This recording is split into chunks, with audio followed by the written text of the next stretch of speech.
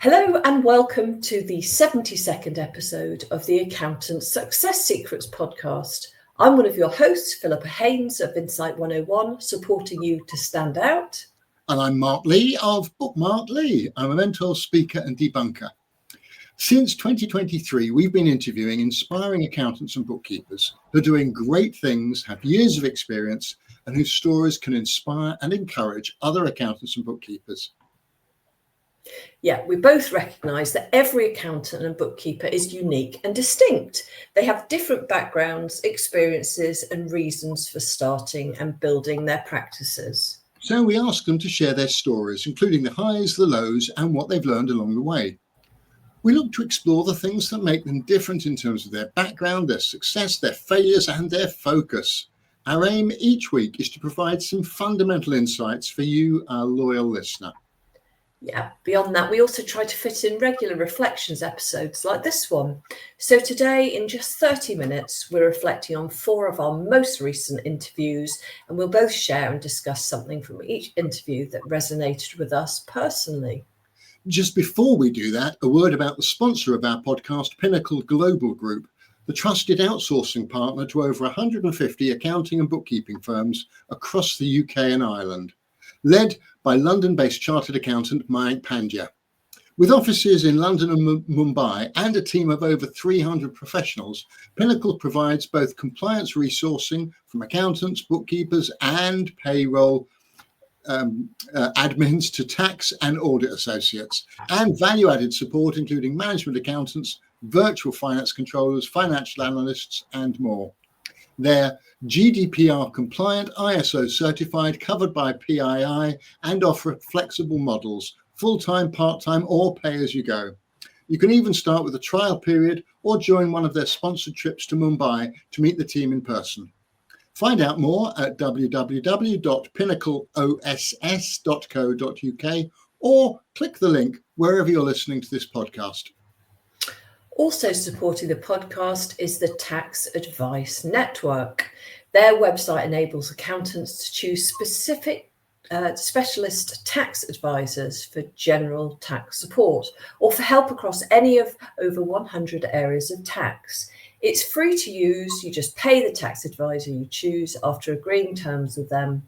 Go take a look at their website called findataxadvisor.online, where you can also register to get their weekly tax tips, which are written especially for general practitioner accountants.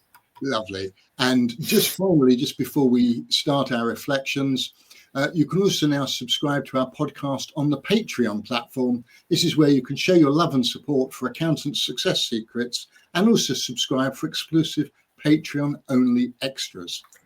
Indeed. So you'll need to download the Patreon app, but once you've subscribed, you'll get the extra episodes via your normal podcast platform. You'll find details of what to do in our normal podcast notes and on the Accountant Success Secrets pages on Facebook and LinkedIn. Brilliant. Now, for our first reflection today, we're going back to episode 68 when we interviewed Kirsty Chaplin, who runs Flourish Accounting in Huddersfield. And Kirsty explained that she has no big targets for the practice and is just looking for a gradual build-up of turnover because that's what's happened over the last 5 years. And I think that's very common. I've heard that sort of thing a lot from accountants. But later, she referenced the struggle that she faces in terms of when to recruit the next person to join her team that is already there's already 5 of them. So should it be before bringing new clients in or not until the team are very stretched? Spoiler alert, in my view, it's invariably better to do it beforehand rather than when you're desperate and more likely to make hiring mistakes. And this is another very common challenge and something I often talk about with my mentoring clients. If you've got a good stream of new prospects coming in, then the sooner you define the role that needs to be filled and then find the right person to fill it, the better. I think it's also fair to say that one of the reasons for the challenge that Kirsty faces is the absence of any formal strategic plan. Don't get me wrong, most of the accountants I work with don't have strategic plans as such. When I used to judge the Accounting Excellence Awards, one of the questions was about strategic plans, and very few seemed to appreciate the difference between a strategic plan and just having dreams, aspirations, hopes, and ambitions for their practice. So it's very common. But equally, accountants who do have a degree of clarity about where they want to take the practice generally find it easier to decide who they want to recruit, what the role will be, and when to take them on. I'm not saying it's ever easy, particularly as sometimes it's easier to find someone who might not be ideal, and it might feel better to take them on and amend your plans than to keep struggling to find exactly the right person. Does that resonate with you, Philippa? Yeah, certainly does. I mean, I really love talking to Kirsty. As you said, I got the impression that the business really was, kind of simple in its form, and very organic in the way that it grew. And it was quite interesting that we didn't find out until later that, she's basically in a building that she's looking to develop further, Yeah. that she's got a bit of a property arm as well. So, she's got a brilliant business brain on her, but, generally speaking, as she admits herself, that she's allowed the accounting part of the business to just kind of grow and develop. And she's okay with that. She was quite chilled. But as you say, sometimes, it's good to have a strategy in place, so that you can have that direction sooner rather than later. I know when we were talking to her about her website, for instance, I think we'd referred to it to sort of say that we kind of got the vibe from it. And she did say to us, oh, well, that needs to be done again because I did that myself, or something like that. And, I guess when you start these things, often we're trying to set up ourselves and do as much as we can. But there does come a moment where you need to take a step back and say, what is it that we're doing here? What is it that makes us different as a business? For instance, in her case, is that property part going to be, a real part of the service offer, for instance?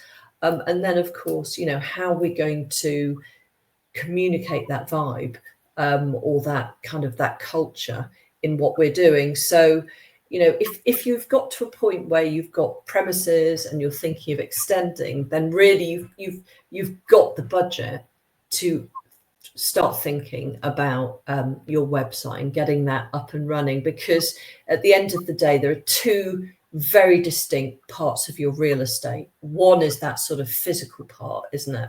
And then there's the other, which is your digital real estate, and that is your website. And I would counsel everyone to not just leave it there languishing, because it still has a really important role to play. So that was my take from that conversation with Kirsty, and I thought it was very interesting. And I think I'd add to everything you just said there is the website is not just about what it says to everybody else. It's about what you're saying to yourself and to your team. And if you get that clarity, which I know is the sort of, it's your bread and butter to help bring that out of people. When an accountant has that clarity, it actually makes the hiring decisions easier, because everybody knows who you are, where you're coming from, where you're going, what you're doing, and all the rest of it. And I think one of the reasons sometimes for that challenge is because the clarity isn't there. And I think she said that her first recruit fitted in so well that she was promoted and then brought into the practice and became Kirsty's partner. And now they review each other's work, support each other, and run the firm together. And I'm sure that's another one of the reasons why the practice is so successful. And I would say this, wouldn't I? But for anyone who doesn't have a partner, then I'd encourage you to have a conversation with me. And a number of the accountants that I've supported over the years use me as a sort of non-exec director for their practice, because they've learned to recognize the benefits of having someone to discuss opportunities, challenges, and frustrations with. And I fulfill that role for them. And they haven't had to sell me part of the practice. Yeah. So that- It's a win-win, isn't it? Okay, so we need to move on, don't we? And Yeah. the next person we interviewed was episode 69, and that was Nick Heaney, who runs CWH Accounting. And I think that was his son's name, isn't it? Those are his son's initials. His son's initials, absolutely. Yeah. Yeah, based near Carlisle in Cumbria. Yeah. Well, when he was talking about mistakes he'd made, Nick shared a tip that I don't think we've heard before on the podcast. And that's the importance of looking at the fine detail of B2B, business to business contracts. And I think he was thinking especially about when you're signing up for software or other forms of support.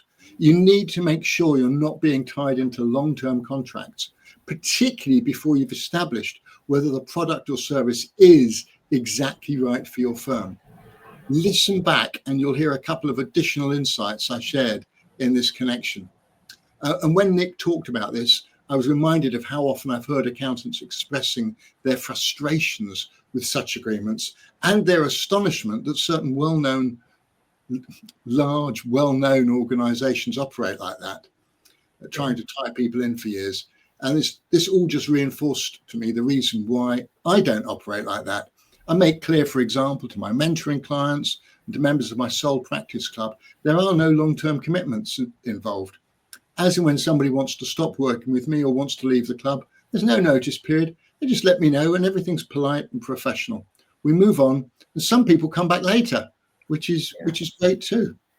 Yeah, I mean, I've never been keen on trying to lock somebody in, because we all know that that kind of feeling of being locked in is terrible. And, the perception of the brand just really goes off a cliff. That there is absolutely no benefit in holding somebody like that, holding them hostage, essentially, because there's bad will, there's ill feeling, and that doesn't go away. So yeah, it was an interesting one, and I think an issue that we haven't heard before that he talked about. I mean, I'm sure it's a never-ending kind of cycle of people sort of increasing their fees and their costs, and we know that there's been lots of rounds of that, people getting locked into software. But I think there will come a moment where there's more software than there are users, and then of course it will be the user who takes control again, which is as it should be. Yeah. One of the other things I enjoyed most in talking to Nick was his admission about how when he looks back, he realised how cautious he'd been and that he hadn't made key decisions quickly enough. He had this classic accountancy trained reluctance to avoid making rash decisions, but he'd recognised that sometimes you do need to make a decision. You can't wait till you've got every factor completely nailed down. And that just reminded me of how often I've heard variations on that from the accountants I've been mentoring, those using me as a sounding board or non-exec director.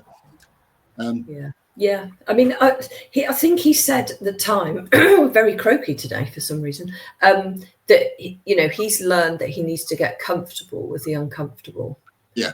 And I think he certainly referred to the marketing that he does for himself and his practice, where he over the years he's known he needed to do something and has probably held back. So for him now, that's kind of where he needs to start thinking about pulling that forward, and really thinking about who the ideal client is and what they're offering and how they can talk about it. It was interesting, and I was very surprised that Nick was. He said that his past is in racing, horse racing. Do you remember? Oh no, show jumping. Show jumping. Moved into accountancy aged 30, I think. Yeah, I mean, he's had a really interesting background, and I'd be really keen to understand what he learned from that experience. I think when we asked him on the podcast, he said, I wish I'd had an accountant when I was in sort of the horse industry, because it's quite difficult, and he probably would have made better money decisions. But equally, there must be something that he brings with him that if it were me, I would be seeing that as their sort of unique, what makes them unique. And it could be that it's one of those kind of dynamic industries that shifts so much, and that, there's the sands shifting all the time. And so he's familiar with working with businesses like that. I don't know, but I always encourage my clients to kind of go back to their background and say, what is it that I'm bringing that is going to be different for my clients? And you're either laughing or smiling or on the verge of crying, Mark. I'm laughing because I remember the time very early in my professional career when I thought, hey, I started life as a children's party entertainer and magician even before I became an accountant and a tax advisor, and carried on doing that all for a long time. And at one point I thought I'd try and bring on magicians as clients, because I'm in those days I was really embedded in that world, belonging to the Zodiac Magic Society, the Magic Circle, and attending all sorts of conferences and conventions with other magicians. I had acronym. One firm I was with, we had an acronym that spelled out magic in terms of the sort of 5 key services we offered to magicians. Gosh, I haven't remembered that advert for a long, long time. Anyway, I then realised that was a huge mistake, because there weren't enough, forgive me, magical friends, if in the unlikely event any are listening to but I quickly realised there weren't enough magicians making decent money to warrant focusing on them as clients. Yeah, I mean, from it.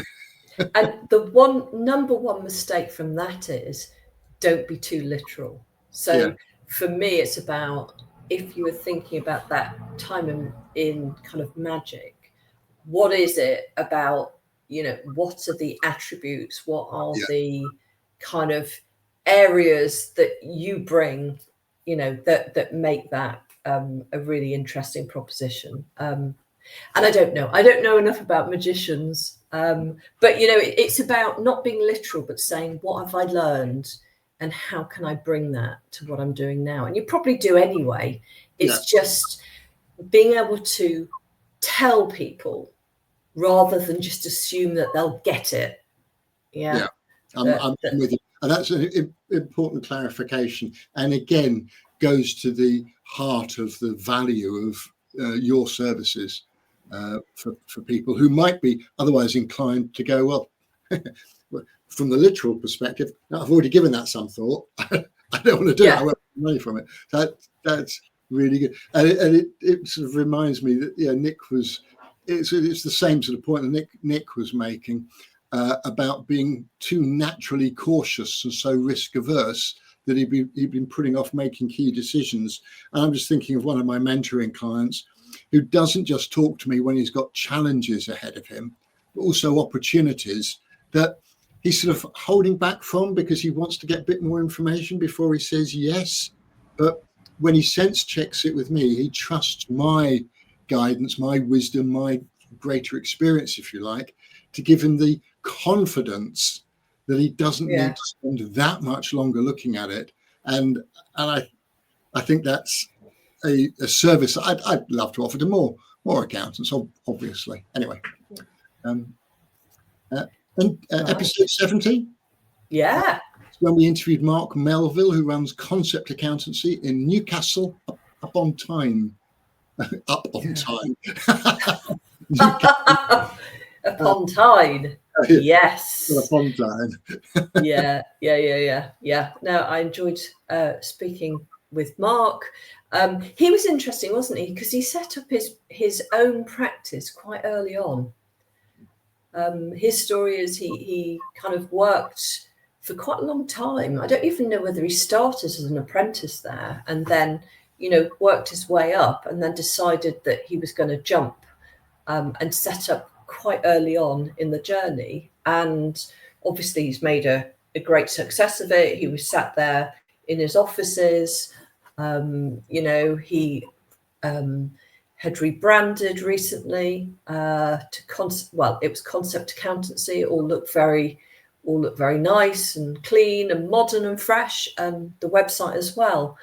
Interesting though, because they'd just gone through that and they just spent the money, I don't know, whatever that was, to make sure that the website was good. And then he said to me, if you'll remember, "Oh, Philippa, you'll die inside a little bit because we're still thinking about our ideal client." And I'm like, what? Why have you spent money on your website Why have you spent money on your website before you get that? Okay, it won't necessarily influence the color of, the logo or something, but it will influence what you're talking about, and it will influence, some of the imagery or the design, because what you're trying to do is attract those people with the type of imagery or the type of kind of information that will pique their interest. That's what you're trying to do. So if you haven't already kind of decided what that's going to look like, then, with a website, you could be talking up to 4K.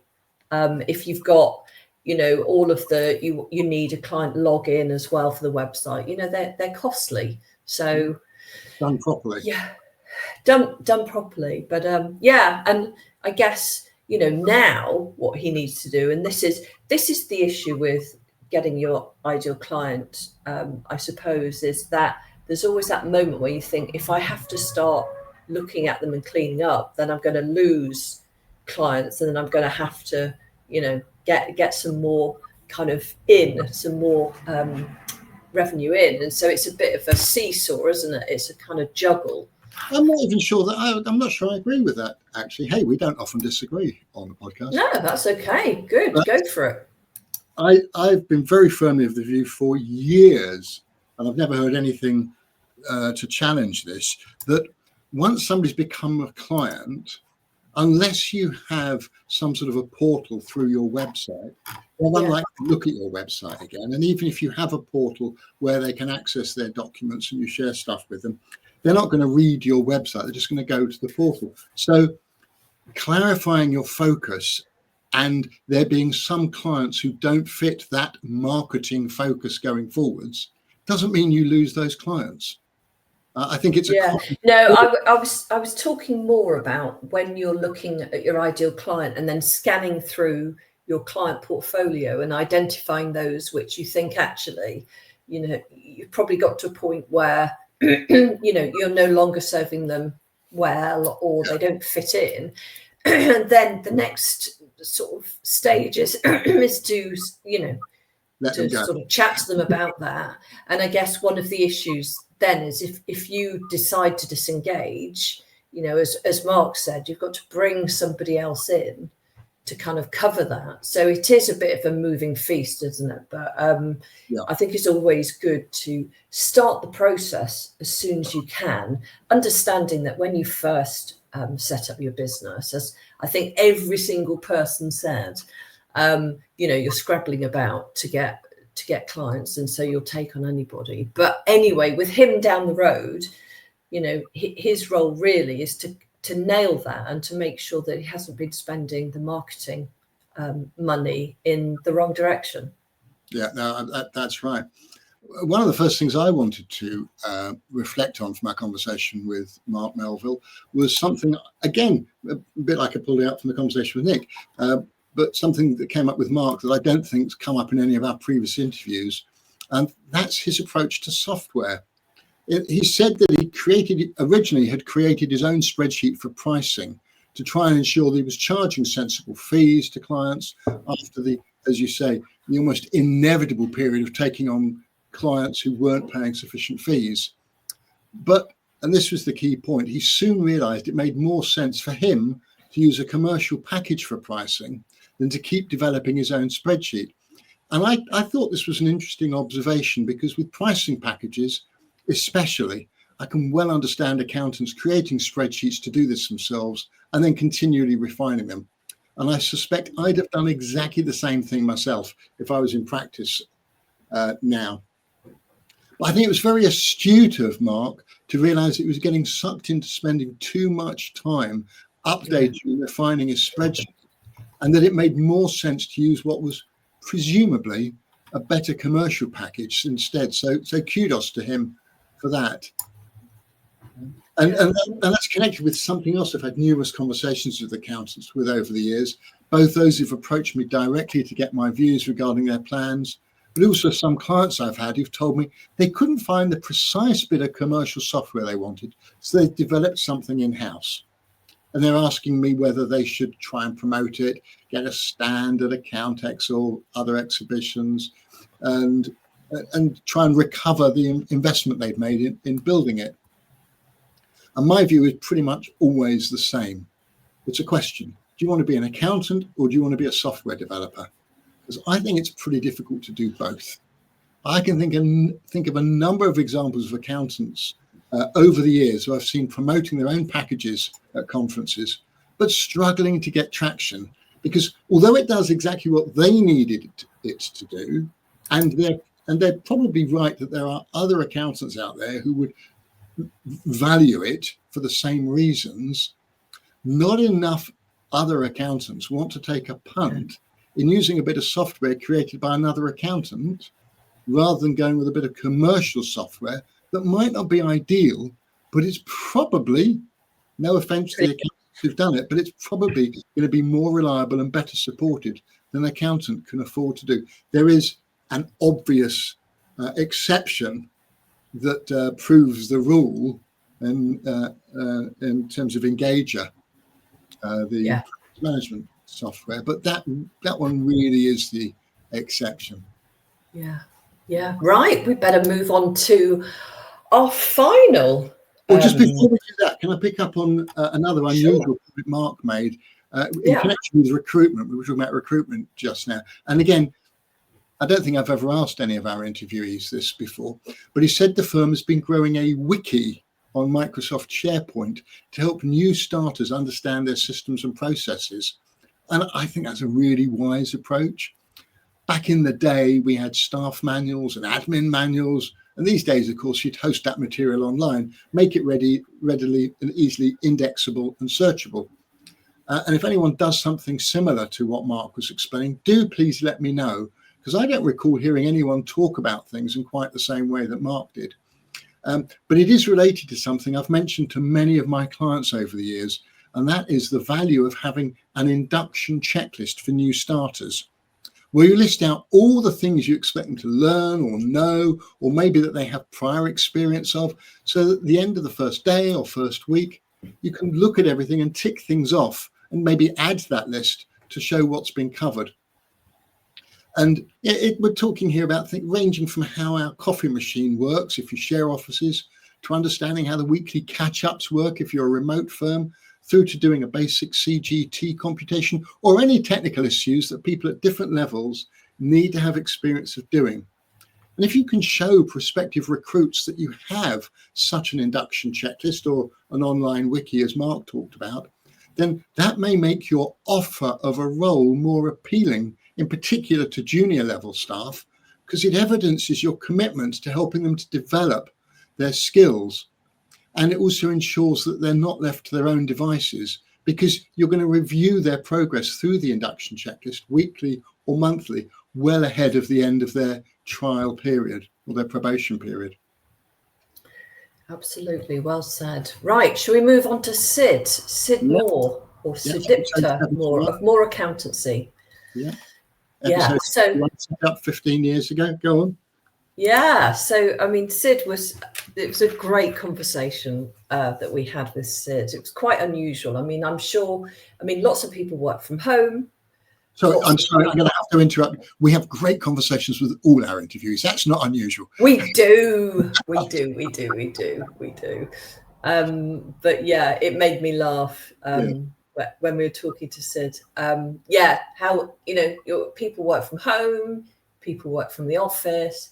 Sometimes somebody comes round to your office at home and but she's actually created a real proper office in the house, and it's sort of taking over, isn't it? So there's the sitting room, and the sort of upstairs, and basically they've had to had to build a sort of extension to actually be able to live in it. And I thought, it sort of she told a story where even at Christmas, I think she was in a dressing gown or something, and she came downstairs, and there was somebody who worked for her sort of getting stuff out the fridge, which kind of seems very funny, quite extreme, but a lovely culture to promote.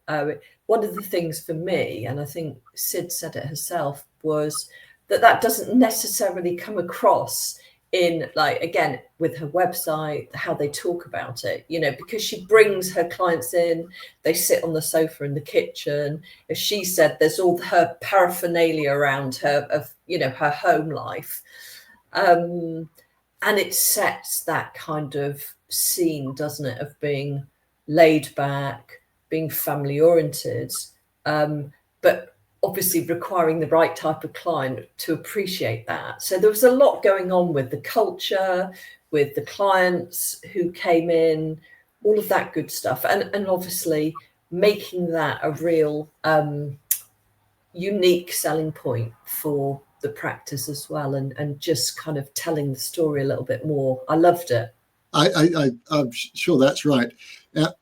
This won't have entered your head, but I can guarantee every single accountant listening to this podcast is doing the same thing at the moment, having heard that story about Sid having extended her home and having the office space there.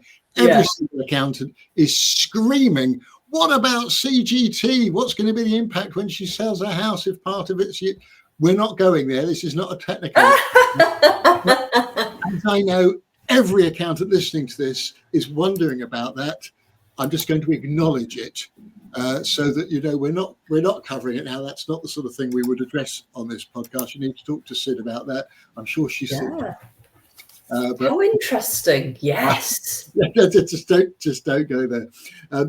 I think straight from the off, when Sid talked about how she started the practice, when she only had one client, she used the time while she was trying to generate clients at the school gates. She had 3 kids under 5, I think she said, and she was talking, I assume, largely to the mums there. And she did admit that although clients came through those conversations, it had been a slow burn. It took about 6 months, I think she said, to start building her client base properly. And it also became a route to finding colleagues and staff too. And I think that ability to network with the people you're meeting in a social context is really important for accountants. And knowing Sid, she probably already had the necessary networking skills that perhaps some accountants don't always possess. And that led really nicely, I thought, where she referenced later on the need for her team to develop not just their technical skills, but she also has a real focus on developing their soft skills, although, as you know, and I couldn't help myself and say, they're not soft, they're just as challenging as technical skills, which is why I always call them key business skills. They are crucial skills that are needed to build a successful practice. But she even talked about how they role play client conversations and how she's putting much more focus on skills training now than perhaps she did at the start. And I think this is becoming increasingly common, and it's never been more important because AI is beginning to do more and more of what we might previously have called the grunt work or the detailed day-to-day work. So it's crucial accountants build and develop those necessary interpersonal skills, communication skills, persuasion skills, and all of those other key business skills that I talk about so often and I help my clients with.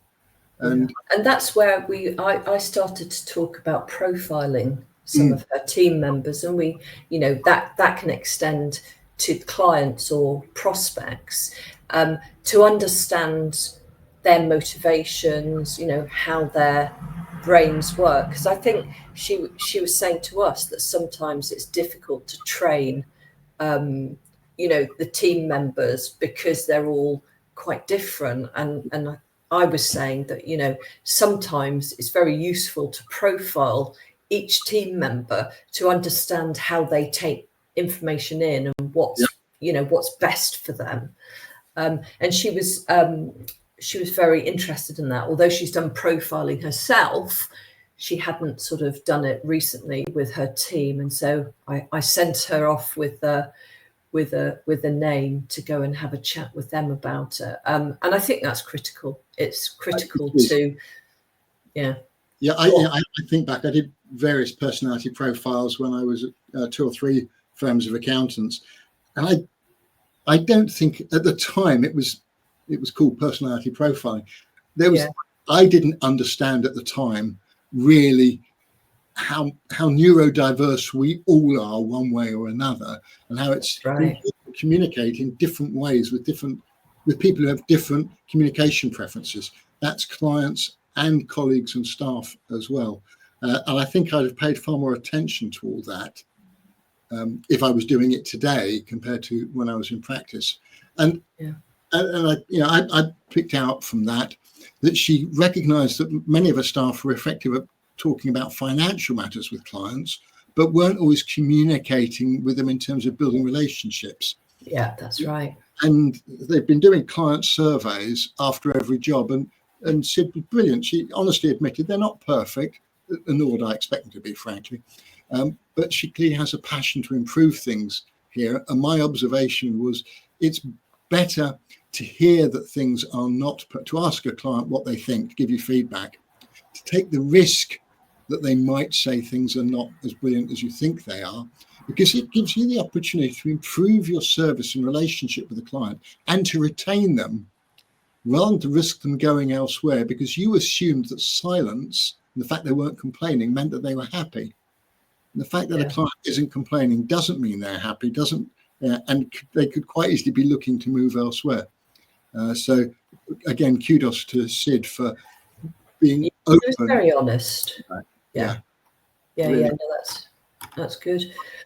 Wow. Well, we've managed to fill 36 minutes. So time has flown and we need to wrap things up.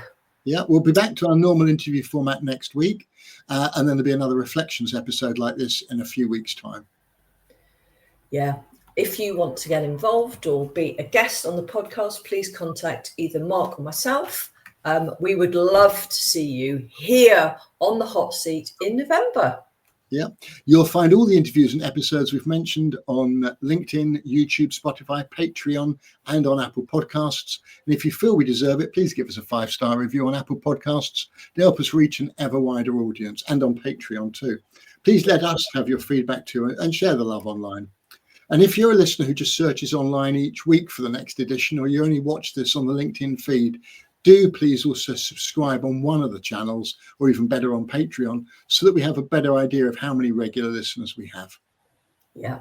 Just before we finish up, our thanks again to the sponsor of this episode, Pinnacle Global Group, your trusted outsourcing partner. Do check out their website and let their CEO, Mayank, know you heard about Pinnacle Global on the Accountant Success Secrets podcast. And thanks too to the Tax Advice Network, the easiest way for accountants to reach specialist tax advisors. Remember, there's no charge for using the website findataxadvisor.online, where you can also register to try their weekly tax tips written especially for general practitioner accountants.